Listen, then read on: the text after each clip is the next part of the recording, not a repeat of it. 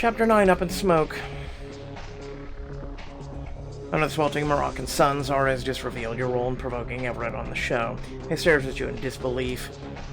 I knew something was wrong, but this... This is why Zara's been pulling you aside, right? To try to get to work against me. Everett. You think I wouldn't notice Zara provoking me in Rio or Tokyo? You've been setting me up this whole time. Everett, I haven't done anything, I swear. Zara asked me to stir up drama with you, but I never did, not even once. What do you want, a trophy? You never told me what was going on. I didn't want to make things worse on set between you and Zara if I never provoked you. I figured no harm, no foul. Everett puts his hand to his temple, taking several deep breaths. My manager told me I'd never work again after what happened with Anton. But I worked on my temper. I proved him wrong. And you know what? During the show, I really thought I was starting to get better. You are. He stands tall with a fierce glint in his eyes. What's the point? If Zora wants me to cause a scene, then that's what she'll get. He turns on his heel and storms back into the restaurant, and you scramble after him. The cameras quickly resume filming as Everett kicks his abandoned apron away from him. Back again, are you? I thought we'd lost you for good. Oh, not on your life. He gets back behind the counter, sharpening his knife and throwing pots and pans onto the workstation. Why are you standing there gawking? Get to work, we have a critic dinner to prepare for. Lucy, is he alright? No, not at all. The front door creaks open and Zara returns from her phone call. Perfect. I see we're back and making progress. Debatable. At the stove, Everett angrily sears something over a high flame, expertly flipping the contents of the pan at breakneck pace. Then, he chops up the ingredients, the knife biting into the chopping board. While he's having his tantrum, help me practice making the seafood pastilla. We'll serve it alongside my tangine. It'll be a perfect dish to showcase the restaurant's spirit. Pastilla, that's a savory pie, right? Made with shrimp? And swordfish, vermicelli, and tomato filling wrapped in a crispy roquois pastry, topped with cheese and lemon. That's a classic dish for special occasions. If that's the only thing up your sleeve, your menu is going to be predictable. Ugh, Lucille will work on the dough if you get the filling going. Seafood only, okay? You try your best to ignore Everett grumbling and swearing under his breath and focus on the ingredients that the production is laid out around you. We got fried chicken, we got roast beef, there's shrimp. You heat up a large skillet with butter and toss in the shrimp with salt and pepper. I can't wait to see how this turns out. It'll be decadent for sure. Hey, you're right about that. This dish is going to have everyone in the Medina talking. Fahim, you're out of your mind if you think that'll impress anyone. Half of your competition makes this exact dish, but better. Change my mind, then. If your dish is so great, it shouldn't be a challenge. Oh, I will. Zara smirks as Everett gets back to work, furiously stirring ingredients over scorching heat. As Fahim fumes, Julia shifts uncomfortably beside you. We should do something. This is going south fast. I think we need an intervention. You're right. We can't work like this. He's setting us up for failure. No, yeah, he is now, because he knows what Zara planned. But let's talk to him together. You and Julie approach Everett with caution. Everett, please, remember why we're here. Our focus should be on the preview meal, not who's right. Seriously, you need to calm down. We won't finish this episode if... You're sending mixed messages. I thought this was what you and Zara wanted. You recoil from his scalding glare as Fahim steps up beside you. Come here, I need your help finishing this. He waves you over to where he's putting the finishing touches on the pastilla. You ready a buttery glaze as Fahim carefully wraps the pastry around the seafood mixture. Well, how's it looking? Not to get ahead of ourselves, but I think the critic will be really impressed. Of course, that was never in question. You set the pastilla down next to Fahim's signature chicken tagine, displaying the succulent seafood and brightly colored spices. I told you this isn't enough to make the impression we need. Throw it out and try again. You must be joking. This is a perfectly beautiful recipe. Look at it. Perfectly boring, you incompetent rube. It's not good enough. You have no idea what you're talking about. How about you just leave? That's the one thing you're actually good at. What did you just say? Hey, come on. Let's not do this right now. But before you can finish your sentence, Everett darts forward, grabbing Fahim's Tejin and lifting it over his head. Uh-oh. Don't you dare. And smashes it to the ground with a crash. The pot cracks the tile, and all the earrings topple out onto the floor. Oops. Better get to work. Everett. Get out before I... Fahim curses rapidly at Everett and steps forward, caught around the shoulders by Julia. We can fix this, Fahim. How? Everett scoffs, storms out of the restaurant. Fahim shouts, following in his wake. He turns to Zara, who's watching with great interest. Now that was a show. Zara, I hope you're happy now. You gesture angrily at the destroyed dish. Is this really what you wanted? What are you upset for? You get to keep your job. Congratulations. She brushes past you without another word. You lock eyes with Julia. I'll patch things up with Fahim. Find Everett. Make sure he doesn't do anything reckless. More than he already has? Oh, trust me! Trust me, people like him know we can do far worse and reckless things. Like, our mind, when it's idle and not, like, busy, is a destructive bomb in and of itself. You hurry out of the restaurant and down the busy street looking for any sign of Everett. He moves fast. He could be anywhere by now. I should try the park near the hotel. You run down the street to the park, hoping to find Everett on a bench underneath the olive trees. Everett! You call out for him and walk the entire length of the park, but for all your searching, he's not here. Where else would he be alone? As you double back to Fahim's restaurant, you glance into the window opposite the upscale restaurant full of tourists and travelers and spot him. Not usually a scene, but okay. You carefully make your way over to where Everett sits at the bar, angrily staring down at his drink. You clear your throat, keeping your voice carefully light. We gotta stop meeting like this. What now? You here to deliver a message from Zara? No, I came to explain. Zara threatened to fire me if I didn't play along. She what? Zara said if I didn't create drama, she'd find a new producer who would. She brought me in. She can take me out. I'd have fought for you. You would have been walking away from the show. You mean that? Of course. Anyway, I never did what she asked. Maybe because I was ready to walk away too, if need be. Everett takes a drink and nods as though all the energy has already seeped out of him. When he puts down his cup, he looks at you with a mix of regret and yearning. I'm still processing what's happening. Everett. You rest your hand on his, and his fingers twitch as if he wants to reach back. I can't leave things like this. Maybe he's ready to talk this through. Diamond choice. Reconcile with Everett.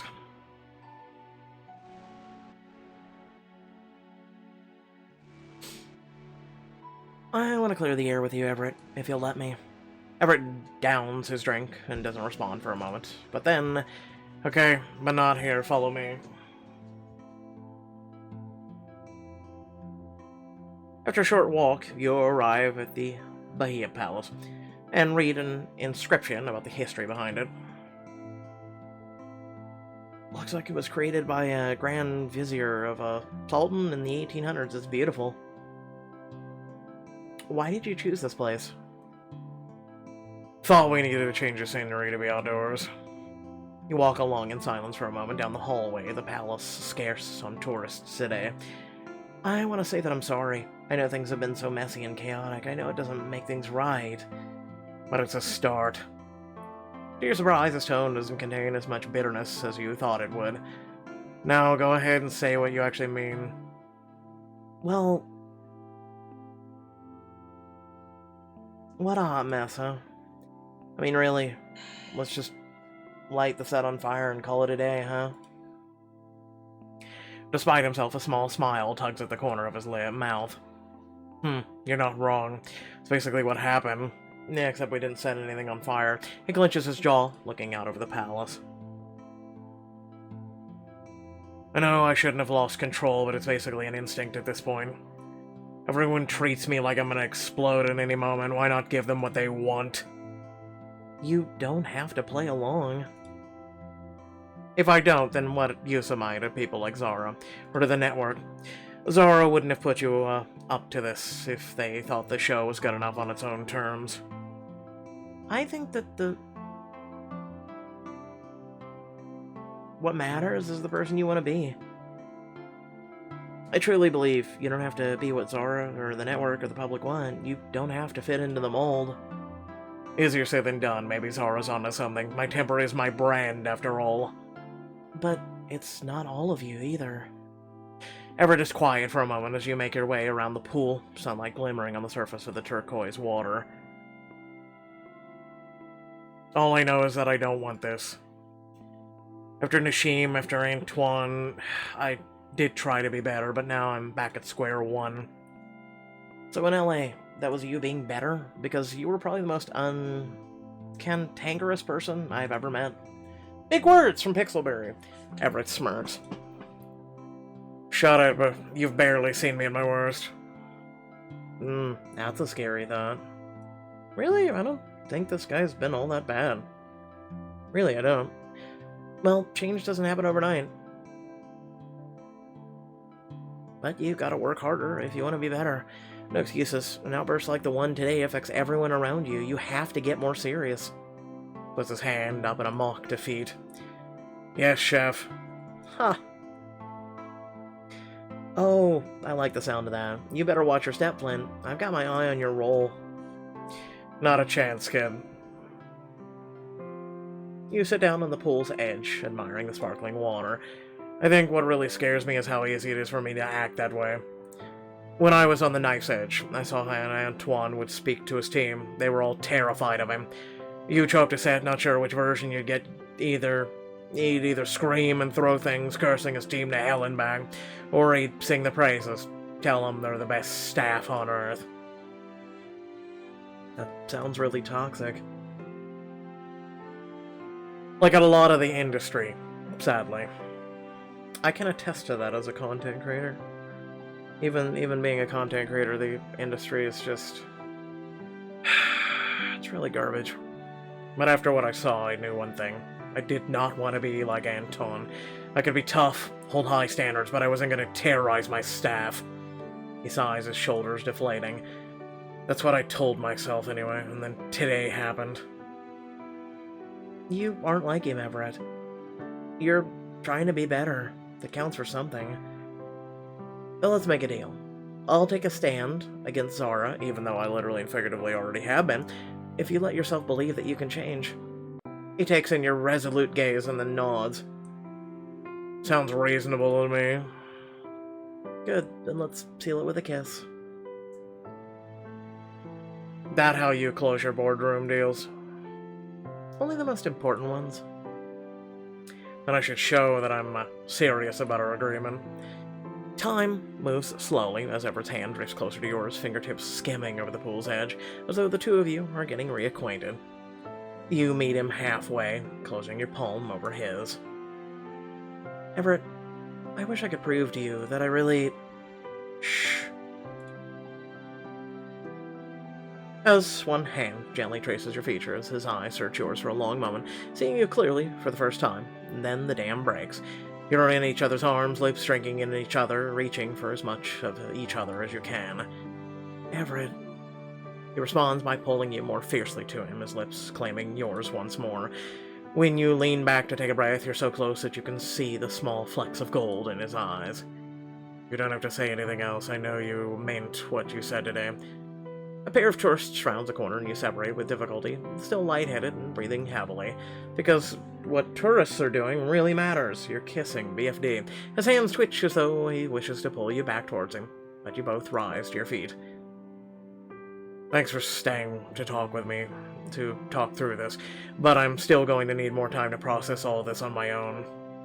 I understand. I'll report back to the restaurant. Will I see you later? He hesitates and then gives a short nod. Soon. Take care, Lucy. And with that, you leave Everett to his thoughts.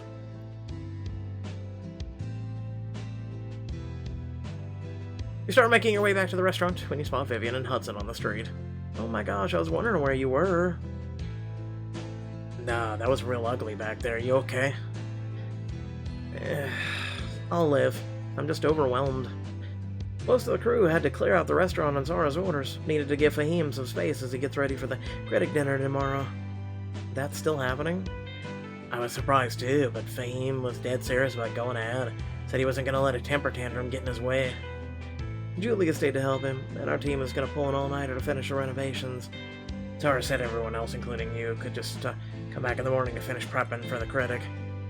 Sounds good. Maybe we can still pull this off. After a long night worrying about Everett and how the critic will receive the restaurant, you stride through the hotel lobby with determination in your gait. Whatever happens next, we need to focus on helping Fahim impress the critic first and foremost. When you step inside, you marvel at the work Vivian's team has done. The beautiful decorations you found in the market lie around the restaurant, giving the space a breath of fresh air.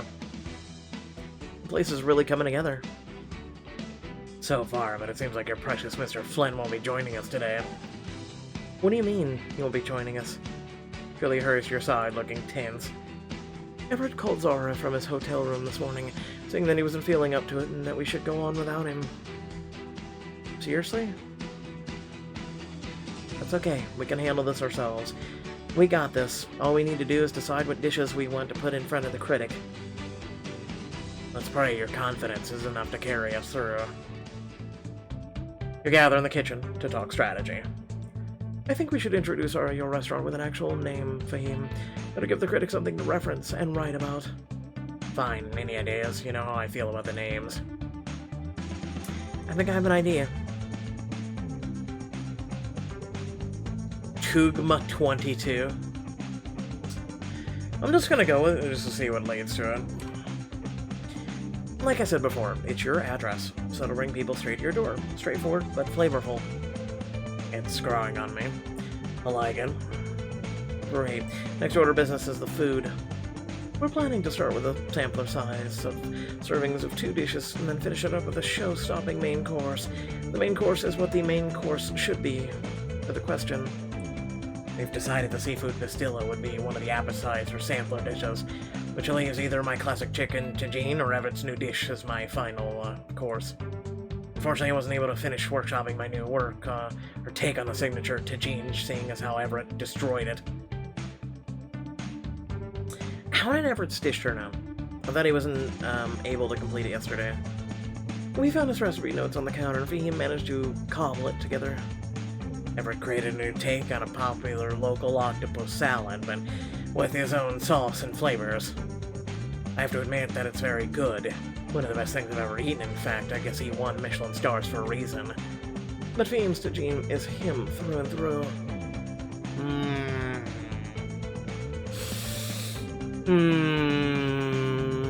Yeah, but you can still serve the tagine. I think we should go with Everett's dish. You said it was one of the best things you've eaten, and you wanted us to help take tagine in a new direction. I think picking the dish is the best way to do it. Sounds good to me. We'll still feature your tagine among the appetizers for him. Very well. We'll see how the critic responds. Let's hit the market for fresh ingredients and give the critic a meal he'll never forget. In the late afternoon, you and the rest of the crew watch in anticipation as the critic enters the restaurant, sweeping a shrewd eye over the establishment. Let's hope we've prepared enough. Welcome, Mr. Louis, to Tugma 22. We're delighted to have you. Assalamu alaikum. Walaikum assalam. Interesting centerpieces. Are they part of the new theme? That's what Vivian and I picked out. Yes, sir. We hope that Tugma 22 will come to represent adventure for new diners. For you, sir, we chose a table with the best view. Julie sets down the tasting menu, and Mr. Louis catches you standing in the corner. You are the consulting chef. Where's Mr. Flint? He couldn't make it tonight. Sorry, Mr. Louis. I'm sorry to say. He staples his fingers, looking at you thoughtfully. Tell me this. Why should diners consider Tugma 22? What makes it stand out among all the other places in Jimia El Fun? Tugma 22 is special because of...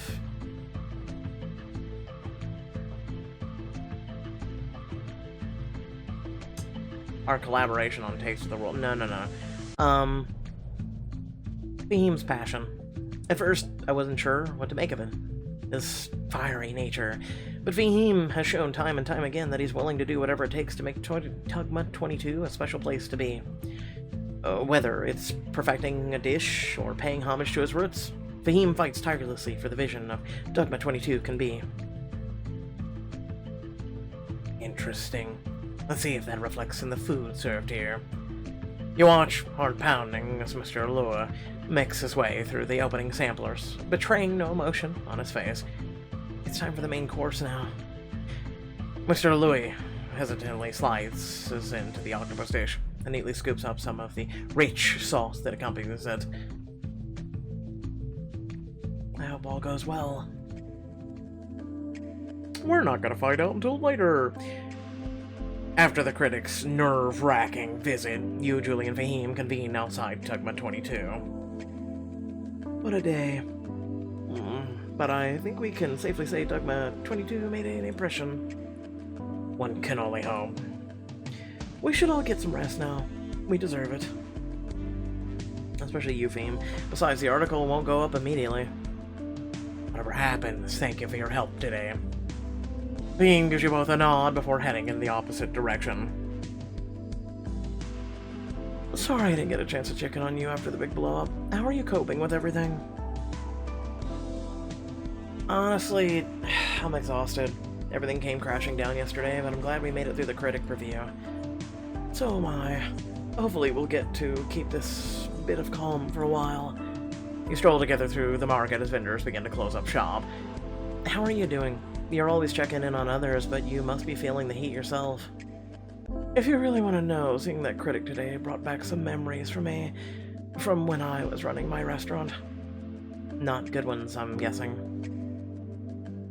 Typically, you don't know when a critic is going to appear, but one day a customer was asking more questions than usual, and we just knew. The next week, Coquina Novero was the cover story in the food section of the paper. The headline was, "The Best Birria in LA." Well, with your skills, I'm not surprised. Yeah, well, it wasn't good enough to save a restaurant in the end. Hopefully for Fahim, it'll be different. She shrugs, shaking off any lingering wistfulness. Anyway, I have an idea for how to turn this day around, especially after all the talk of the restaurants. What would you say to joining me for dinner? There's an excellent spot not too far from here. That does sound nice. Diamond choice. Spending a comforting evening with her.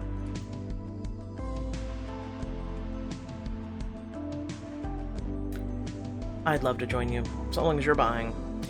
She laughs and offers you her hand, leading you to the restaurant. You drive a hard bargain. The two of you settle into the trendy upscale restaurant in the heart of the city. This place is beautiful. Where did you find it? I got here a little before the rest of you did to do some scouting. As soon as I saw it, I knew I wanted to take you here. So, you were already plotting to whisk me away, were you?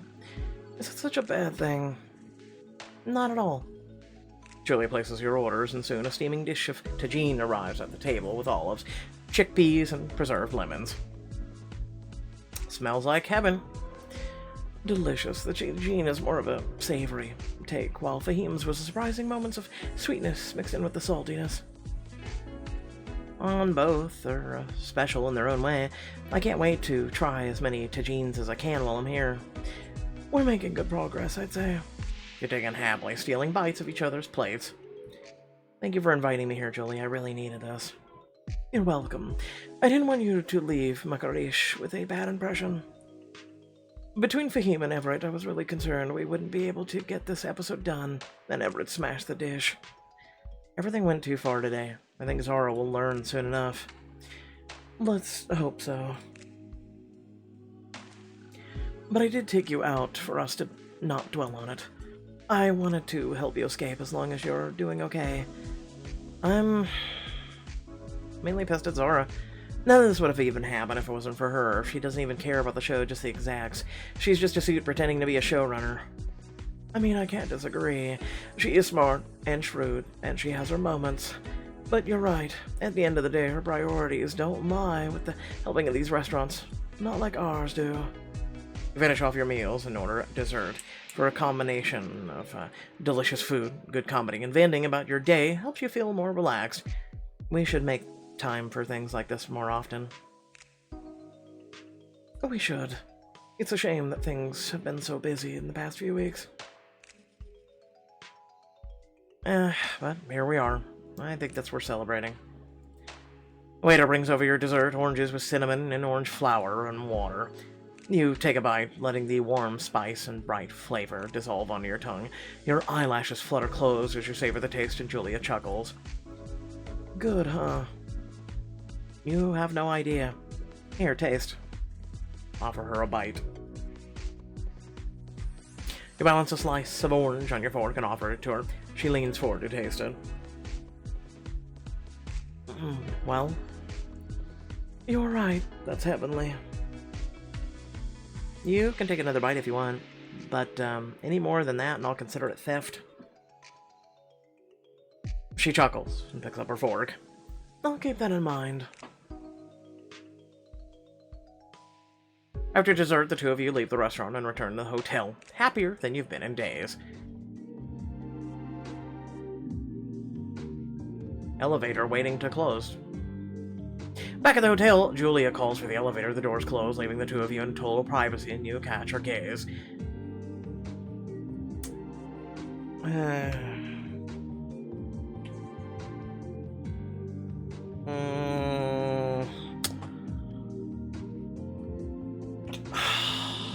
I'm gonna go.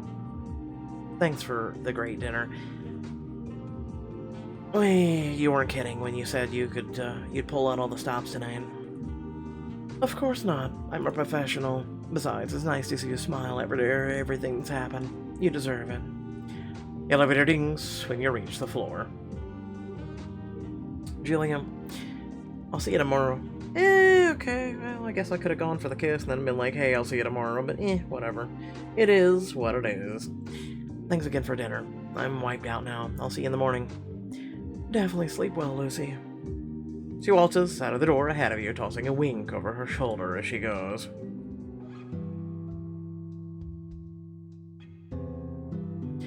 Later in the night, you find yourself tossing and turning, unable to get your mind off of what happened earlier that day. I should see how Everett's doing. It's strange that he couldn't make it to the critics' sneak peek today. You sneak down the hallway to Everett's room. After a moment's hesitation, you raise your hand and knock. Hey, it's me. You hear some rustling inside the room. Finally, you hear Everett's voice through the door. What is it? I wanted to check in on you. I thought things were getting better at the palace, but you weren't there for the critic preview. I wanted to make sure you're okay. Things were getting better. I'm just tired. Tired of everything. You lay your hand flat against the door, wishing you could reach him. Everett, you know I'm here for you, right? I care about you. I know. It's just... the production's too much. I miss home. Never thought I would, but here we are. Everett. Go to sleep, Lucy. I'll be alright. Can we talk in the morning? Everett pauses for a long time. Yeah. In the morning. Good night, Lucy. You hear him back away from the door, and you sigh, bidding him good night before you return to your room. Hopefully I can get through to him tomorrow. This is complicated. I'll talk to you at the end of the video. Early the next morning, the door bursts open and Vivian steps in, panting. Lucy, have you seen Everett? Not since yesterday. He isn't in his hotel room. Nobody can find him. What? You rush to the lobby, where you find the entire crew has gathered. Zara is ringing the bell on the receptionist desk for service, tapping her high heels impatiently. Everett's missing? No, we're just having a meeting in the lobby for no reason. Hey, listen. If I backhand the shit out of you, you'll fucking answer. It's alright, I don't know where he could be. We've checked everywhere we can think of. His phone is going straight to voicemail. She growls with anger, and the receptionist finally appears behind the desk. I need the status of an occupant of room 203. Everett Flint. Oh, he checked out earlier this morning, ma'am. Checked out? That's right, he said he had an early flight to catch. The crew go silent, all staring at one another. A flight to where? We can't film without him. How would they know? I'm afraid I don't know. Everett's gone home. What are we gonna do now? You created 6 out of 10 recipes. Yay. Alright, so first and foremost, without further ado, please remember to like and share the video. Head down the description, there's plenty of cool links, feel free to check those out. But let's go ahead and get into the discussion. If you've seen the clip on the channel recently, you know what I'm going to go with, right? You know, and for some of you who don't know, feel free to check out the recent clip that I put up. It's a very short one, it should be in the shorts, but let's get to talking. I feel Everett right now. I really do. I'm gonna try and put this the best way I possibly can. You put your everything into something, and there's someone who doesn't think it's good enough. For instance, they don't accept Flint for the way he is. He didn't want to be the former person he was. Or he tried to put on to be this really successful showrunner, right? I definitely feel that as a person who my entire life I have made sure to be what everyone wanted me to be. That I'm gonna be real with you, that I have lost identity and sight of who I once was. I don't even know who I am anymore because I've just kept rolling with the, I guess you could say, punches, rolling with what everybody wanted me to be. And now I'm just this guy who I try and be a good person, right? Like, these are my guiding lights. Try and be a good person. I try and be open-minded. I try and not do wrong. I try not to hurt people. And just, that's it, right? I don't know who I am anymore, right? You know, I'm sure some of you have, like, certain clothes you wear, certain colors, certain this, certain that, certain mannerism. Like, I'm sure you know at least partially of who you are. And, you know, Everett, here he is, and he had a little bit of talk about it, and he's just struggling. And just,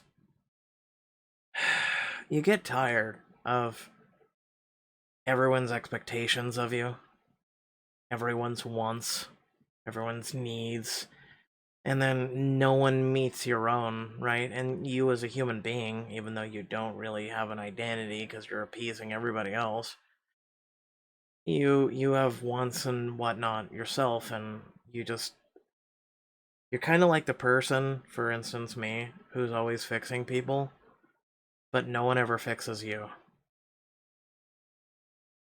That's about the best way to put it, and what I'm seeing from Everett's perspective, and then everything else. I also have to blame kind of the poor writing of Pixelberry. And I guess in a way I don't blame them entirely. Like, the fact that they're sitting there and they don't ever really try to make choices, like, if you were actually good and you didn't favor Zora, to have more detailed conversations or more anything. It's just always the same old, same old. We're still going to be blamed no matter what choice we made. And it's like an NPC mentality, right? I don't know if you guys have heard about that, right? Like, where there's a lot of people who don't have an inner Jiminy Cricket voice, I guess you could say. And there's a lot of people who just, you can look at them and you can say, listen, the wall is white. And they've got this, like, mental programming. I literally live with one of them, and they have this mental programming where they will not listen to you because it's outside of their script. They don't know how to handle anything off script. And so anything that's not put into their coding, I guess, or script, just breaks them. And it's super frustrating. It's just super frustrating. And then just, especially as a content creator, it's just a constant everyday struggle. It really is, but I'm not gonna vent all about that. I mean, I would be here for hours talking to you guys. So, without further ado, love your beautiful faces. Thanks for watching. It very much is appreciated, as always. You guys are literally what keeps me going. So, thanks again. Peace out.